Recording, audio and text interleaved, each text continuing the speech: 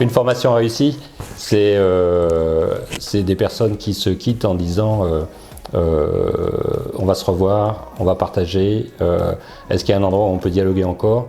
Et c'est surtout, année après année, une sorte de communauté qui s'est créée autour de TAMS, très humblement, mais de gens qui partagent des infos, ils ne se sont pas vus depuis 3 ans, 4 ans, et ils se posent des questions 3 ans, 4 ans après en disant « tu te souviens, j'étais à cette formation ». Une formation réussie, c'est quand ça pétille dans les yeux des stagiaires et qu'ils nous disent à la fin bon allez, là il faut que j'y aille maintenant parce qu'il y a trop de choses qui se bousculent et j'ai envie de démarrer. Voilà.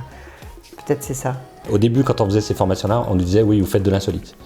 Et année après année, on a maintenant la preuve qu'on ne fait pas du tout de l'insolite, on fait du scientifique.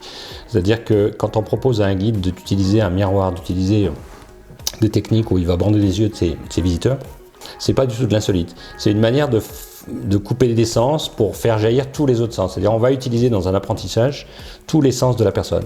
Et ça, aujourd'hui, les dernières recherches en neurosciences nous prouvent qu'on a raison sur ce sujet-là. C'est-à-dire nous prouvent que l'apprentissage, ça passe par un émerveillement, c'est-à-dire qu'il faut d'abord être saisi dans son corps. L'émerveillement, c'est ça, c'est être saisi pleinement par un objet. Ensuite, un objet pour l'explorer, on va l'explorer par soi-même, il va naître des émotions et il va y avoir un apprentissage. Aujourd'hui, les neurosciences nous expliquent ça. Donc on est dans le travail de formation qu'on mène auprès des médiateurs ou des guides, on est vraiment dans quelque chose d'extrêmement scientifiquement sérieux et qui change la vie de ces médiateurs, parce qu'il touche à un apprentissage extrêmement profond.